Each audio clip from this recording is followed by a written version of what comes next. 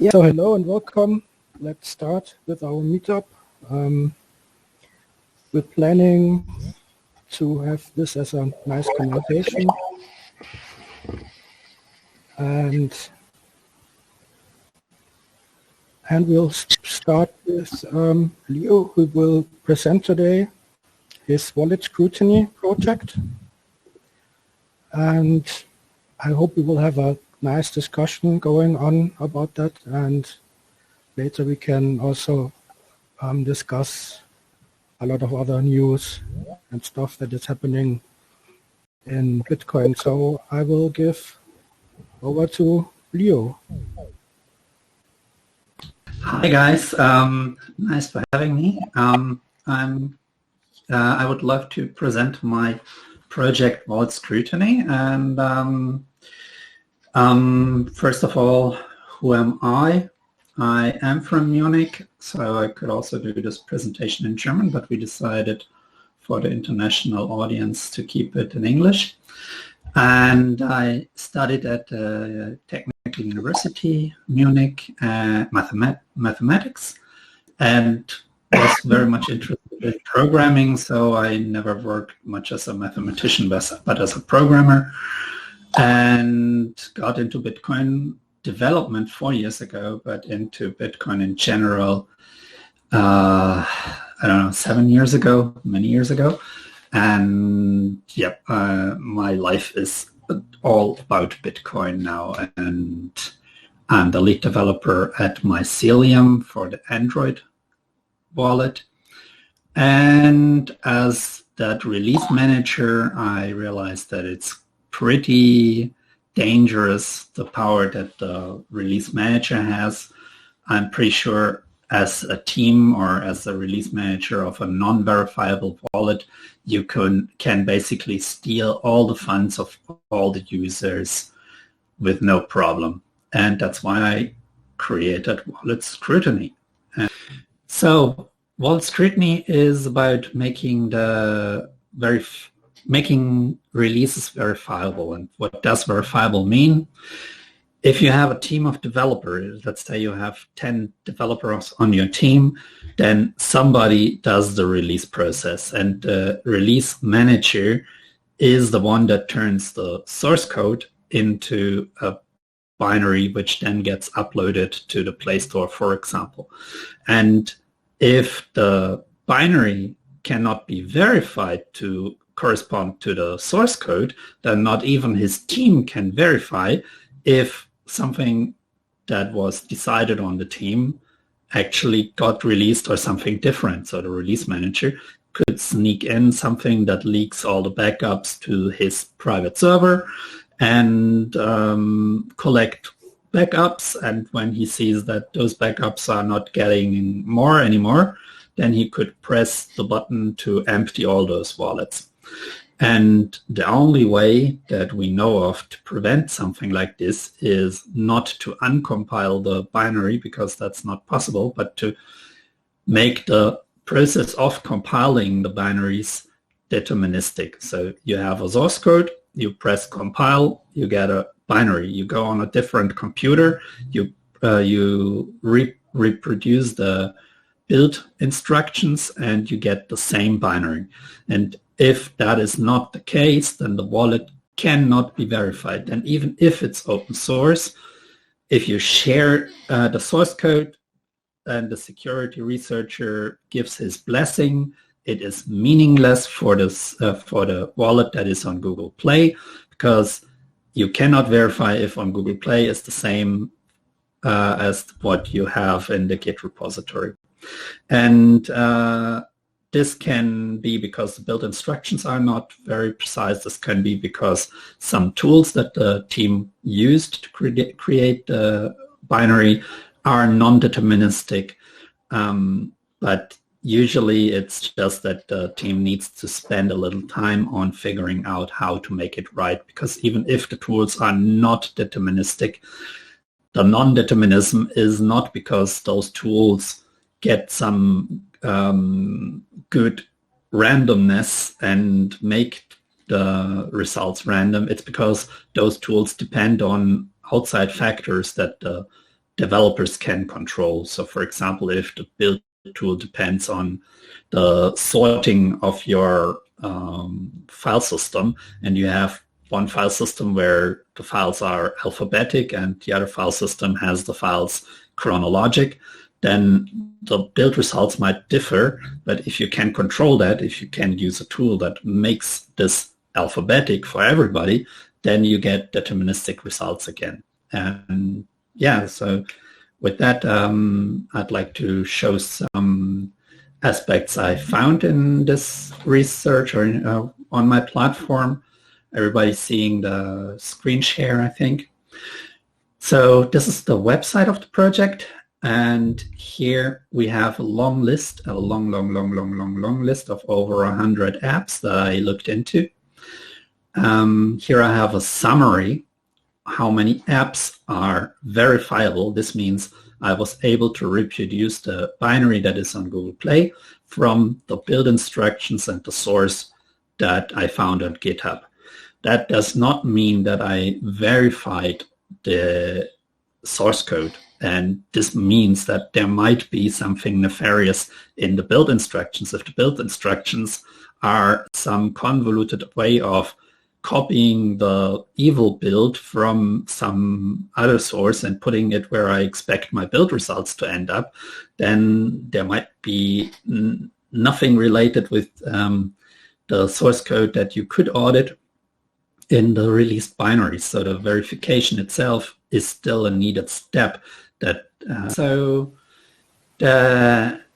I said, the verifiables are not verified. This is something urgently needed.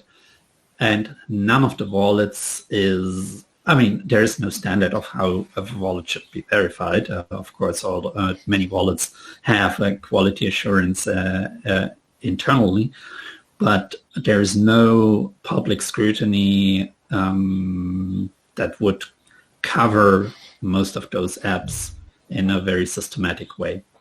So the second category, the first category, the verifiable wallets, are only 5.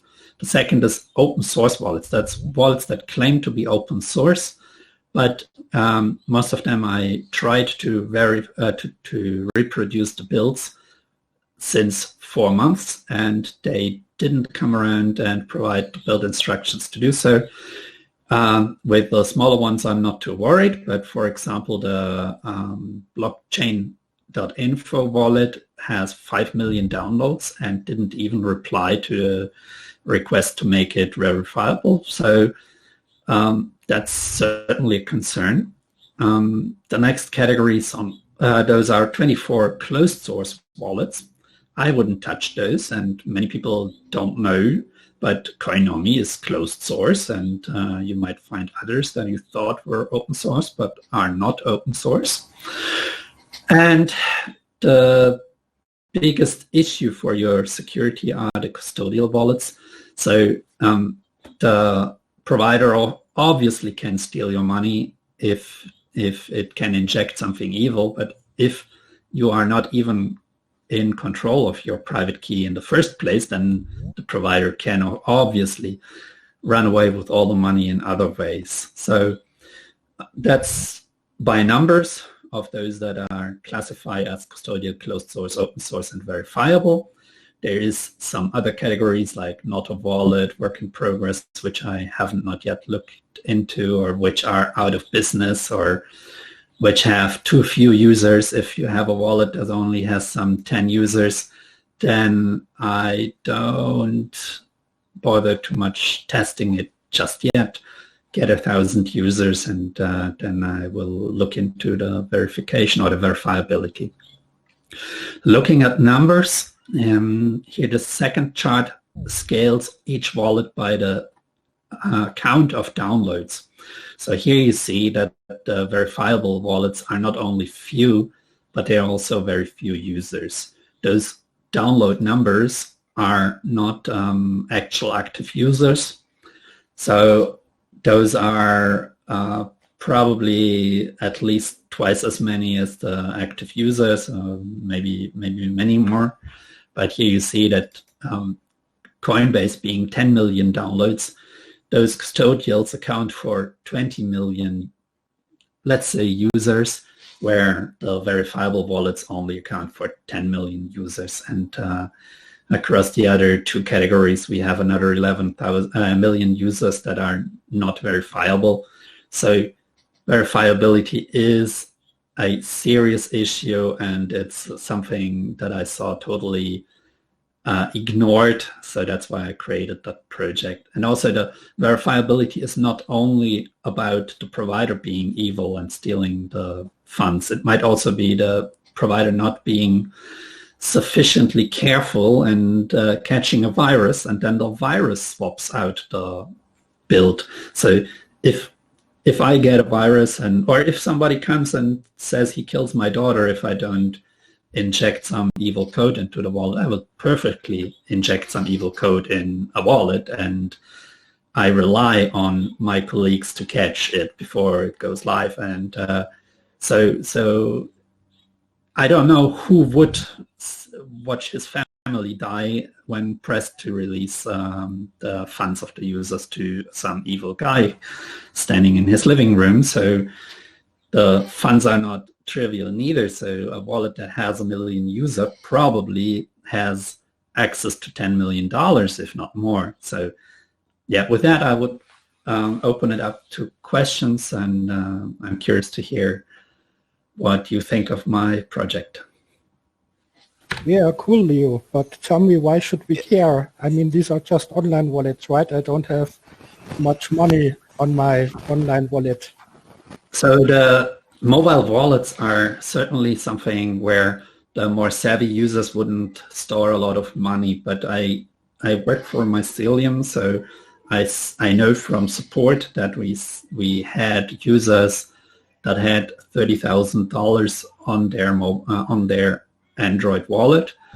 And although Mycelium supports hardware wallet, there is users that will keep a lot of money on there. And even if users only keep like hundreds of dollars, each of them there, the honeypot to grab into here for the hackers is just too huge. It's millions of dollars. So the hackers will care, and if they can get funds stolen, then it might not be a drama for yourself because you compiled the wallet yourself, and so he didn't get to you, or you have your sophisticated multi-signature hardware wallet set up at home.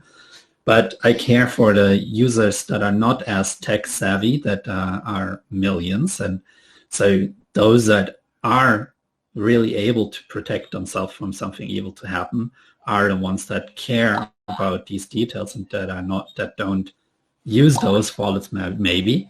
But I think for the ecosystem of Bitcoin, it is very important that no big hacks happen. And if some big wallet like blockchain.info goes under with 1 million users losing their funds, then that will fall back on the whole ecosystem. How does your methodology compare to F-Droid? Because I like to use F-Droid anyway, and I find that many Bitcoin wallets are not on F-Droid. But how does this work? Because a lot of things that F-Droid does is the same that you do. I have the impression. F-Droid does an awesome service there, but F-Droid is very restrictive. So if your app is open source but not under a permissive license like Mycelium, then you cannot be listed on F-Droid. Mycelium has the UI. Mycelium provides an free and open source library for Bitcoin, but the actual wallet is not under a permissive license. Like the Schildbach wallet is under a permissive license, so that's why it is on F-Droid. And so if the license doesn't allow copying it, cloning it, releasing it under a different name, then it cannot be on F-Droid. And the topic of reproducible builds, not every wallet on F-Droid has reproducible builds. They this concept and they support the concept, and I'm using tools that they use and that might even have been developed by them. But the reproducible builds are an option. They are not something mandatory for apps that are on F-Droid. So I think F-Droid provides apps that F-Droid built. But you don't know if F-Droid is turning evil. So maybe those scripts that built those wallets pick those that are not reproducible anyway and inject some wallet stealing features there. So the reproducibility is the main focus of wallet scrutiny. It is not the main focus of F-Droid. So, and F-Droid doesn't look at anything but free and open source. So that's why I saw big need for looking at what blockchain info, for example, is doing, which certainly is not on F-Droid. Can you please elaborate on some efforts that are necessary to do this kind of stuff for maybe not a high-level programmer to say what are the bottlenecks, what the other wallets have to do? Can you elaborate on that? So in order to be verifiable, the main hurdle is to provide all the information needed to build the wallet. So some wallets have build instructions, but they don't want to share their API keys. So that's quite stupid, because if I can build the wallet and if I can unpack the wallet that is on Google Play, then and if it is almost reproducible and it only lacks the API keys, then the API keys are the only things that shine out from my diff. So I check what's different. Oh, this long string and this long string are different. And that's exactly the API keys. So yes, you should add your API keys to your wallet, and that's something not every wallet wants to do. And if you want to scramble your code so that the API key doesn't shine out from some diff, then you work against scrutiny again. So those things are things that wallets that want to be transparent cannot do anyway. So yeah, the other thing is that if you pick your I think the issue with libraries not being deterministic can be handled with a tool like disorderfs, but Mycelium didn't need disorderfs until some months ago when we added a library that was not deterministic. And with disorderfs, it's now deterministic, and we didn't do anything special otherwise. So we just use what we would have used anyway, and we obviously have to pin all the versions. So you cannot say, yep, use that fancy round button library without telling which version to use.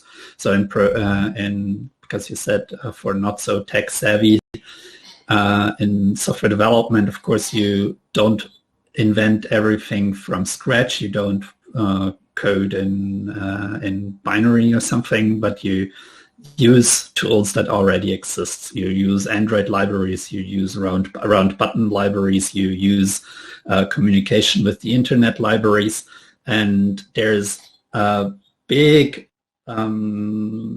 variety of options that you can choose from, and every app option has many versions published, and if you want to be reproducible, you have to specify which version of the tool that you are using and precisely which version, not only version 2, but version 2.3.5.9, and if that's and if that's defined, then the build should be mostly deterministic anyway.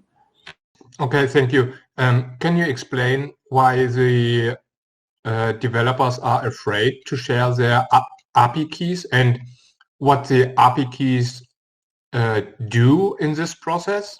Well, an API key is usually something like if you want to use Google Maps, then if you in your mobile wallet you want to have a map where you see the merchants or something, then you want to show a nice map with or you want to tell the user what's his distance to the closest ATM, whatever. And Google has some control over how you use that API. So if you don't show that it's Google, or if you use it a million times per second, then they want to have a way to shut you out. And that's why they give you an API key. So whenever you do a request, then you need an API key. You get that by registering with Google, and then that API key has a certain amount of queries that it can use, and if it's more, then it costs money. Okay, thanks a lot. I think you told me that you want to expand this not only to Android wallets, but also to desktop wallets. What's the current state regarding that? Yes, if I get funding, if I get collaborators, then I would love to expand first to iPhone, and then also to desktop. I'm interested in iPhone before desktop because I have a feeling that the desktop wallets are much more verifiable anyway, and they don't reach as many users as those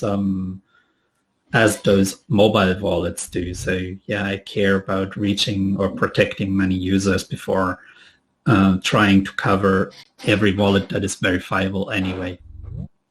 There's a question in the chat.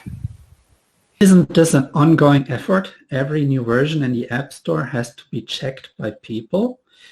Yep, that's true. So let's look at what the Schildbach wallet has gone through so far. So I started checking it in November, 15th of November, and it was verifiable. And I ever since checked every version of this wallet. And of course, I automated part of the process. So currently, I still have to update the binary on my cell phone, get the binary from my cell phone to my computer. But from there, I just run test.sh wallet.apk, and my test script figures out what wallet is it. Oh, it's Schildbach. For Schildbach, I run the Schildbach script. The Schildbach script means this repository. Oh, the revision or the version name is 7.23. Okay, let's try to check out v723. Oh yeah, that revision doesn't exist. Stop here. Okay, and then I get an alert, and I know that the version is not verifiable, and I dig into it, and maybe I see that the developer changed his tagging, or he forgot to tag it. Yeah, then I set it to non-verifiable and check with the provider. And if the provider says, "Oh yeah, I forgot to tag the version," then I tell him, "Okay, tell me when you have it tagged." And when he has it tagged, then I go through the process again.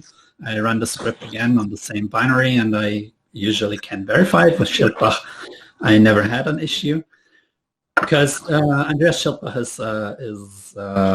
is very, very aware of those things, as he was working with F-Droid, and he also helped me with some of the details for the project. So a big shout out to him. And yeah, and I will automate the whole process. So I have another repository. It's also on GitLab. So if you, how does that work? If I go here, oh, yeah, you see that. Okay. So on GitLab, there is I'm more a GitHub guy, but okay. There is the Wallet Scrutiny Android app. So it's not very active. I haven't worked much on it, but currently what it does is it monitors when, so I hope to get this app installed on 100 or 1,000 devices throughout the world. So I cover every country, so I cover the major phone types. And what it does is it monitors when you update any app. So you update Angry Birds, this app gets triggered. The app checks Angry Birds. Oh, I don't care, and it closes again. But if you update any of the verifiable wallets, it would say, oh, I care about Schildbach. It would take a hash of the APK. It would check with the wallet scrutiny server. Hey, do you know that hash? If the wallet scrutiny server says no, then the app would say, hey, the wallet scrutiny server doesn't know that app, that version of the app. Do you want to upload it? And the user would say yes, or always, or whatever. And the APK would get to the server. The server would run the test script. And if the test script would not be able to verify or not be able to reproduce the build, then it would alert all the users that have this app installed about something happening with the Schildbach wallet. And I think it would be nice to have an automatism where the app would switch off the internet and tell the user, hey, only switch on the internet if you are sure that the Schildbach wallet is not on auto update. Please wait with updating the Schildbach wallet until the issue is resolved, something of that type. So I think such an app would provide direct value for not the first one to update to the new version, because the first one would still lose his money if the update was evil. But those apps would, this app would be able to collect all those APKs, even if the provider is releasing a different version to Chile, where I am, and to the United States, where I might not be able to collect the latest APK. Yeah, I hope that answers the question of, yes, I check every version of the app. So on bitcoin.org, you can see a list of wallets, and some are marked as reproducible, but that's wallets that were reproducible 2 years ago. They don't continue to check on every version, and certainly don't collect the releases all over the world, or something like what I try to do with wallet scrutiny. Okay, I don't know either. Yes, the named user answered. I mean, if you find an app on GitHub and you want to use it, then there is some apps that have a GitHub repository where they host binaries and only binaries. So they don't even pretend to be open source, but still use GitHub. That's quite funny. But for the not so educated user, hearing, oh, GitHub is open source is good, this might fool them into trusting the wallet because it's on GitHub, or, oh, I trust it because there is a hash. I don't know what a hash is, but there's a hash on GitHub. Yeah. So if you have a wallet that is on GitHub, then yes, the code, if there is the source code, then you would still need to compile the source code to get the binary that you can install on your Android or any other system where that the wallet is for. And this compile process might involve getting evil stuff from somewhere. So having a Git repository might also include binary or scrambled evil stuff in the same repository. So being open source is only the first step for being auditable. It doesn't mean to be audited. I know for a fact that our wallet, as I work for Mycelium, is not getting audited with every release. So even after I claimed that our wallet is now verifiable, I screwed up sometimes. So I made a release and I forgot to push the code to GitHub. And a week went by, thousands of users installed the latest update, and nobody cared. Nobody cared if I update the source repository or not. Yeah, and people to this day think they are running Koinomi because it's open source, and Koinomi is not open source since a year now. So this is very important, that you get awareness of something and that you get awareness timely. So just because it was something good a year ago doesn't mean it's good today. So there's projects changing hands for money. So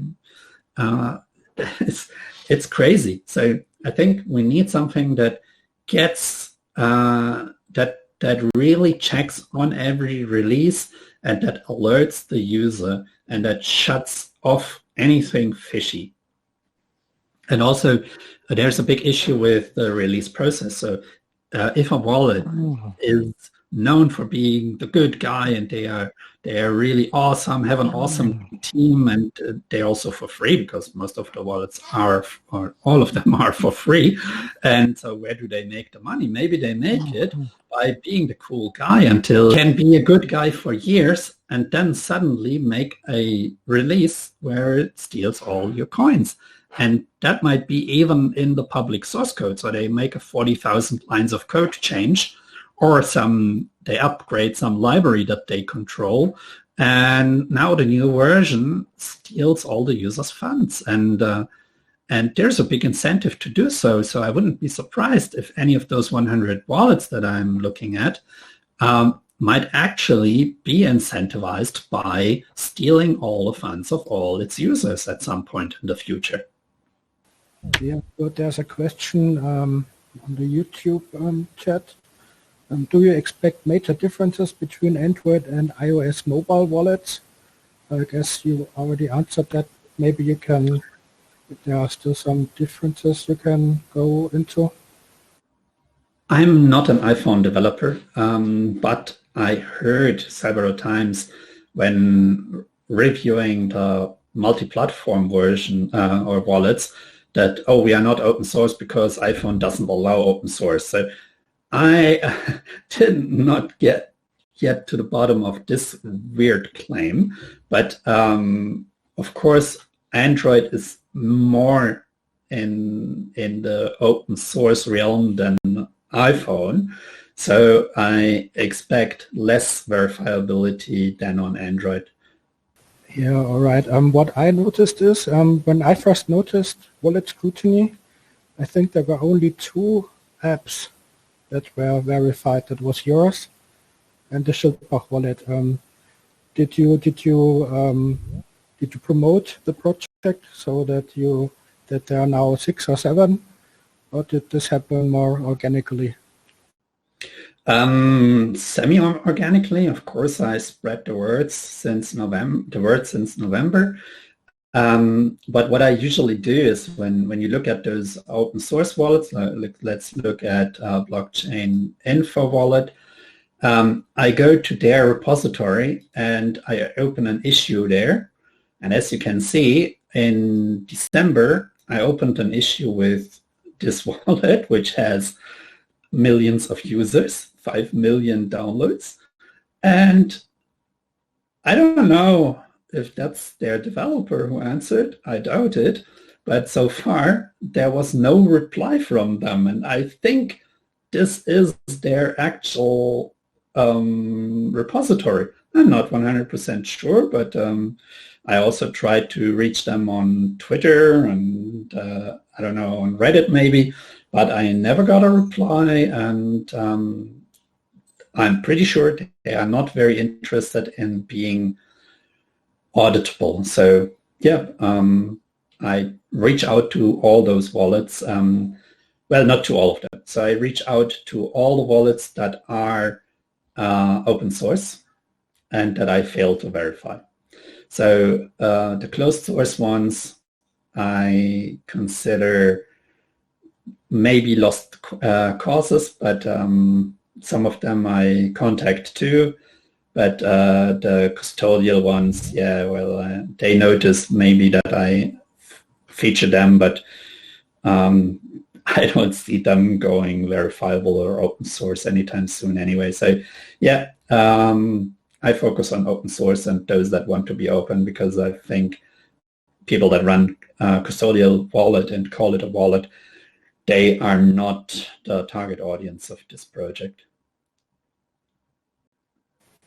I'm also noticing that it's mostly the old school wallets that are verifiable, and all these new shiny wallets that have all the new shiny features like Lightning or support other coins, they hardly are, they mostly aren't even open source. So do you expect or hope that this will improve the situation in the future, or what? I'm very sure that Phoenix and Eclair will be verifiable. Maybe they would be verifiable already.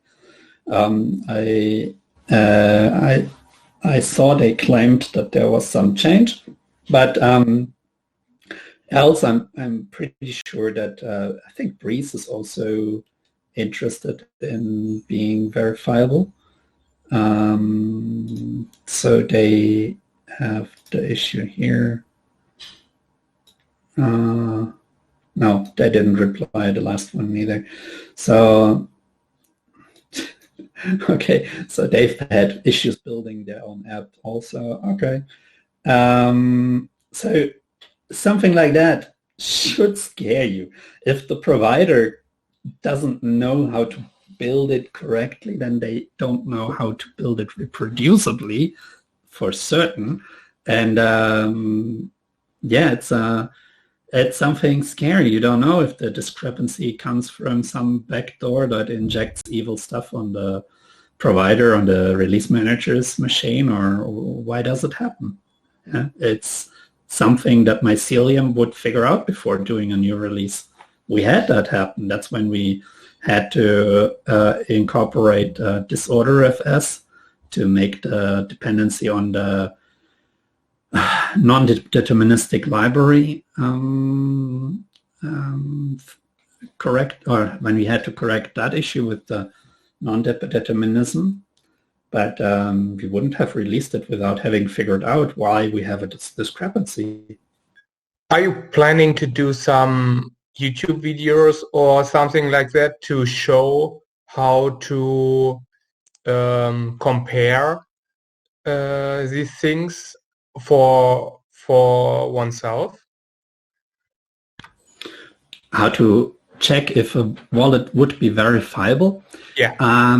I could do that. I'm not sure if that's actually very much worth doing, because the verification itself requires security researchers with a cryptography background, basically. Yeah? And the check if it's verifiable requires somebody who is comfortable with the command line. That's a much lighter requirement, of course. But this verifiability is only a stepping stone to get to verification. And my main focus is to get to verification. So now I have those top 5 wallets that are verifiable, but nobody verifies them.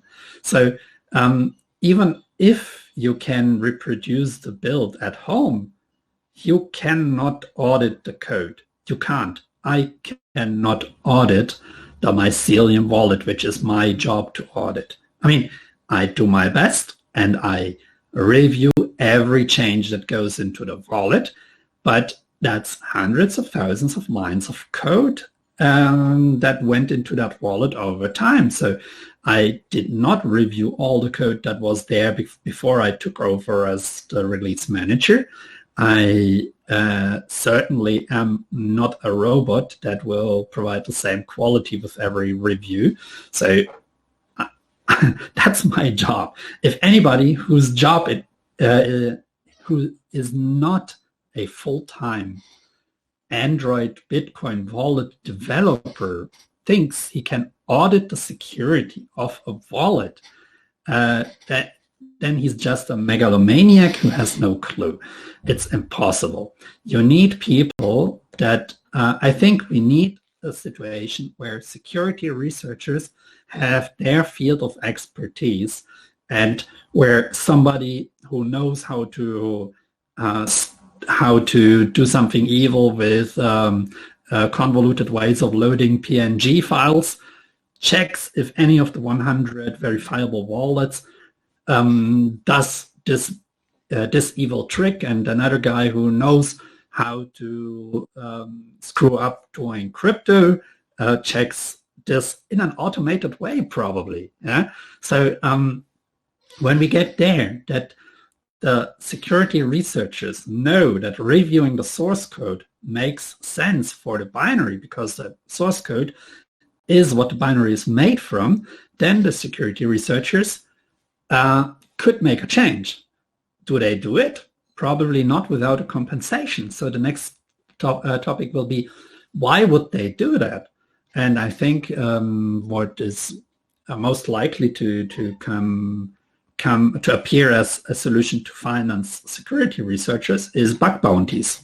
So if I have two equal wallets, maybe they forked from the same project and they claim both are the better one, and one of them has a bug bounty and the other one doesn't, I would 1,000 times more trust the one that has the bug bounty than the one that doesn't. So if there is an incentive to look into the security of the wallet, of course there is an incentive to look into wallets even if they don't have a bug bounty.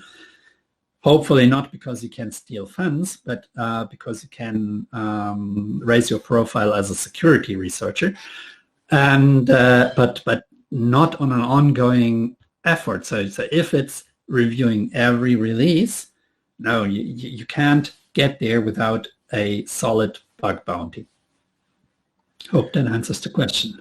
Yeah, but I mean, it's a step-by-step guide, and we try to, or you try to focus on verifiable wallets.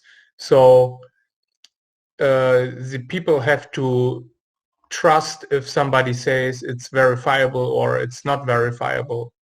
This is what I mean. So if the user can check it if it's verifiable, I think it's worth it. So the project is completely under scrutiny itself. So the website is completely open source, so you can review everything. And I also document how I did my reproduction of the binary. And when I had to repeat it, so for the verifiable wallets, I wrapped the steps into this script. So of course you need to be a developer to test it yourself. And so if you are interested in reproducing the mycelium build, you would figure out what this gibberish means and do it yourself. And if there's something evil in this part, then you would call the project out on it. So yeah, you have to prepare. Prepare is a method that deletes the folders that are involved, creates them anew, clones the repository, and goes into the folder where's the repository, and it checks out the tag, which it gets from this method. The tag is v version name. So if your APK is version 1.0.0, then you would go check out the tag v1.0.0, and that was the prepare method. And then you would get the submodules initialized, and you would clone the submodule again. This is a well, I guess you could skip those steps, but well, it's a detailed process. So of course, every wallet has its specialities in how they need to be built. Here is the step with disorder FS, where you have to mount the current folder as an ordered file system, and then you do the compile step. So the compile step in this case is you can do with Docker. I could do it without Docker actually, but as I don't want to trust all those wallets to not do nasty stuff on my computer, I don't compile any wallets without using Docker. And yep, and then the result, the check for the result is, what's the result method? Is using APK tool, and it's unpacking the just compiled build, and it's diffing the result. Sorry to interrupt. Did you start with this program to do the verifiable, to verify all some of the wallets? Which program?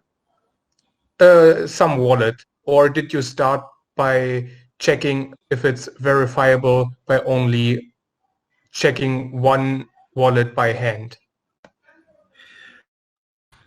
Well, I started by hand, so the test script I started very much later. I could check out the history. Where can I check that out? But yeah, it's because the conclusion is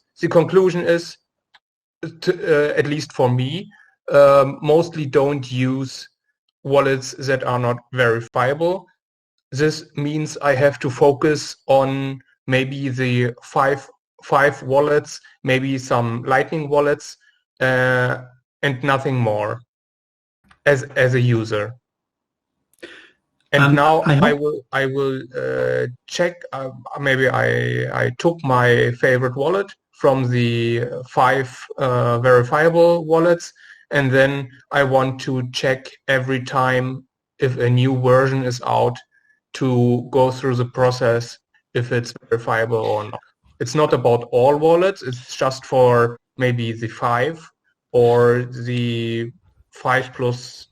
But if you have only small money on this and you're the only one who doing this, then it's not much worth, because then if there's a million other users, the honeypot is still there, right? So I think it's good to spread the word, but it's not yet a reason for small money to completely ignore the others, especially if they are willing to, like, for example, you said Phoenix or something, right? So I think it's more to build some pressure to those wallets you like, that they maybe join the club here. Yeah, and pressure is built to not downloading it and say, please do verify it. Please make your builds verifiable, and then I think about it. I did not uninstall my Eclair wallet just because it's not verifiable, and I don't keep a lot of money on there, but I certainly want to be in the game when it comes to using Lightning. But if some other wallet would be verifiable, I would certainly try it out and see if I can live with that too. And also on Mycelium, I don't have a lot of money on the software wallet. I use hardware wallets for that, or other computers that are not online all the time and that are also verifiable. So yes, the verifiability currently is something I try to increase the pressure with. So I started a project with benefit of the doubt. Nobody cared. Why should anybody care? If no user cares, why should the wallets care? Of course, the process is something that protects the release manager too, because I don't want to be faced with the option either my daughter dies or a million users lose their money. Yeah? Because somebody puts a gun to my daughter's head or something. Yeah, so it's absolutely for the protection of the release manager too. And but as this is not enough of a topic, I cannot blame the wallets that don't make it a lot of a topic neither. But now the project is known to many of the wallets for many months, and especially the Samurai wallet, which the main developer claims to program circles around me, now gets more and more pressure for not being able to make his own wallet verifiable. They have 50,000 users that trust them. And although he's such a cool guy and knows how to program everything inside out, he doesn't know how to verify or make verifiable his own wallet. That's a huge red flag for me. And I hope to make it a huge red flag for more people. And if they come around, I'm pretty sure many others will come around too. Thank you. Hey, can you hear me? Yes, Yes. you can. Okay, great. Yeah, this is Patrick, and thank you very much for your presentation. I really liked it. I have one question about the reproducible builds, because I think I didn't really understand yet how they are, why those are so good. Because if, for example, I have an open source wallet and I know that it is reproducible, how does this help me as a user? Because if I know it's reproducible, but I don't understand the source code, for example, then the maintainer of the wallet might still include some code that will steal my coins, and the build will still be reproducible. But on the other hand, if I know that, for example, the code has not changed, but and the wallet is also not reproducible, what's the difference? So I always need to understand what the code does, or what changes were made to the code to be sure that the wallet doesn't steal my coins, right? So how does it help? Great question. So why should you care? The point is, only if it's reproducible, you are only then not required to understand the code if it's reproducible. Because if it's reproducible, anybody raising the alarm will help you. If it's not reproducible, you might have a completely different version than is in the public source code, and there is no incentive for the hacker to include the evil feature in the source code, in the public source code. So only like if there's no link between the source code and the binary, then the source code is irrelevant, and it could even be closed source. So I care about there being a link, and once there is a link, then security researchers make a difference by looking at the code, because they actually audit what you run on your device. Then you should only care about if you installed the same version as everybody else, which my tool for checking the hash would be doing. But then you have immunity for the whole group if anybody finds issues. So without reproducibility, no security researcher can protect the whole group by just checking the source code. And security researchers still try to find evil stuff in closed source products or try to analyze the behavior of the app. But if the app, leaks the private keys once a blockchain hash with a certain sequence of letters is found, something that no researcher can reproduce. Like I set my timer, my system clock to next year, and I see if the wallet behaves differently. This is something security researchers do all the time to see if there is some evil date after which the wallet turns evil. Yeah? But if I make it more random, which is out of the control of the researcher, then I might trigger something that the researcher can detect on the binary. But he detects it when it happens for everybody all over the world. So him screaming danger will not help all the users that use their money. So the link between the source code and the binary is essential, and then everybody is protected, even if there's only one security researcher who knows his stuff and reviews the source code. Okay, so the attack scenario would be that, for example, the source code is not changed, so the source code is fine, but there is a different binary that is automatically installed, for example, from the Play Store. And then everybody knows, okay, something's wrong here because the source code has not changed, or the source code, if I build the source code, I get a different binary. So, but if the source code is changed and no one really verifies it, then it doesn't help me that it's reproducible, right? Exactly. So, okay. Yeah, there's still some question in the chat, but I think you already answered them. Hi, Mohammed. Yes, the wallet could check all of the wallets that are installed, even if they are not getting updated and warn the user. I didn't mention that. I didn't plan for that. Might be a good idea. I had the stance of, okay, I only care about the wallets that are actually verifiable and not look at any other wallets, but why not tell the user while we are at it? And MC is asking about Bitcoin Core if that is the gold standard. It is the gold standard, but it's not 100% perfect neither. So they have a huge binary that they rely on, which is Ubuntu. So yes, they have reproducible builds, but the reproducibility of an operating system that you run in is also a topic of active research. I will send a good presentation on that topic. I might share it later.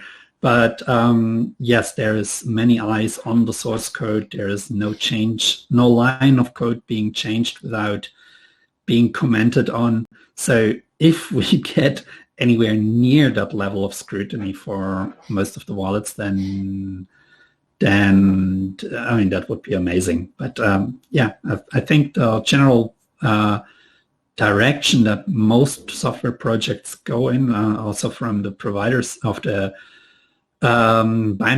library and programming language provider side, is in the direction of reproducibility. So I think C# or something is putting a big focus on that too. Like when I asked about Wasabi, if it's verifiable, yeah, that's something that's on by default or something. I don't know, maybe I'm mixing up something, but it was no topic 10 years ago, and today it's very much a topic everywhere where security matters.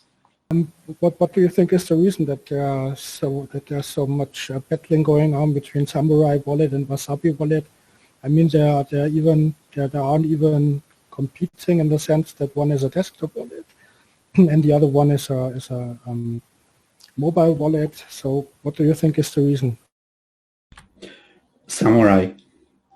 The Samurai developer is pretty notorious for being very loud and rude to anybody who dares to question the quality of the wallet. So there was a great post by Gregory Maxwell showing how a lot of stuff they do is just snake oil, and Samurai is following Gregory Maxwell ever since and trying to sling mud whatever they can, and they do the same thing with me, of course. So whenever I mention that they are still not verifiable, they ask about questionable things that my employer did. So they try to frame wallet scrutiny as a tool of mycelium, and try to distract completely from any criticism that people have with their wallet. So yes, I have an affiliation with mycelium, and I see there is a problem or a conflict of interest there, but that doesn't. But as well, wallet scrutiny is 100% transparent about everything that I do or we do. I had some contributions by others too. So I don't see such a huge problem with that conflict of interest. So if something's misrepresented on wallet scrutiny, I'm totally fine to change that. And if there is good reason why mycelium shouldn't be in that list or shouldn't be considered verifiable, I'm happy to discuss that or also remove it from the list as they are rude, and Samurai tries to make noise where they can, and they try to be edgy, and they have their target audience that likes it when they ramble about everything.